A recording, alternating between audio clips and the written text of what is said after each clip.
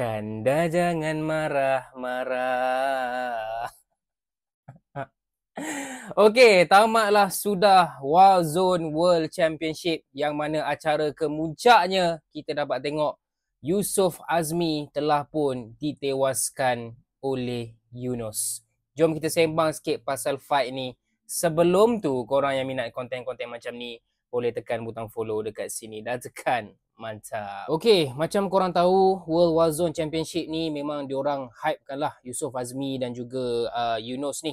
Okey, pertarungan ni akan menjadi pertarungan yang epic, pertarungan yang dahsyat. Even sebelum fight, beberapa minggu sebelum fight, waktu diorang jumpa pun dah penuh dengan trash talk masing-masing kan. Tapi dalam ring, Yunus Martin, fighter Indonesia, ternyata nampak lebih berpengalaman daripada Yusof Azmi. Berjaya menang dengan keputusan TKO, Technical Knockout.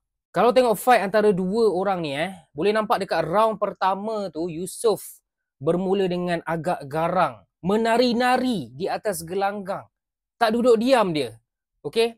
Macam ni. Memang banyak mengelak, banyak cuba untuk melakukan tumbukan. Tapi malangnya, apa yang dia buat dekat round pertama tu, makan diri dia. Yang mana kita nampak dekat round yang seterusnya, nampak makin penat.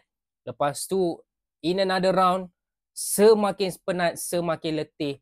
Sampai tahap dah terhuyang-hayang dah. Tinggal nak tumbang je.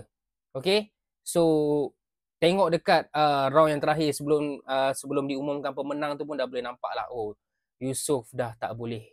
Dah tak ada. Dah habis stamina, dah habis kudrat dah ni. Aku tak tahulah berapa banyak stamina dia dah pakai dekat round first tu. Yang dia menari-nari, yang dia tak duduk diam tu. Tapi dekat round last memang nampak tak berdaya dah. Tapi pujian harus aku berikan kepada Yunus Martin ni sebab aku punya impression dekat dia ni lain tau. Aku ingatkan dia ni akan belagak ke, dia akan... Yelah sebenarnya dia dapat peluang untuk habiskan je Yusof tu. Tapi nampak macam dia bagi peluang, nampak macam dia tenang, nampak macam dia tengok ref kau tengoklah Yusof ni dah terhuyang-hayang dah ni kan. And even waktu dia menang pun dia tak adalah menganjing ke, maki ke, cakap besar ke apa. Lebih kepada cakap bersyukur.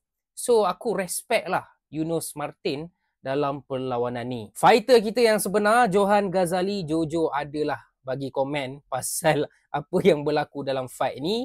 Dia cakap, semua orang pandai cakap, tapi bila atas ring, bila dah cuba, baru tahu penangan dia. Itulah pengajarannya guys. So untuk mereka yang dah tengok fight ni ataupun dah tengok World Warzone Championship secara keseluruhan, korang boleh berikan pendapat korang dekat bawah dan macam biasa yang nak support Wibro, tekan butang follow.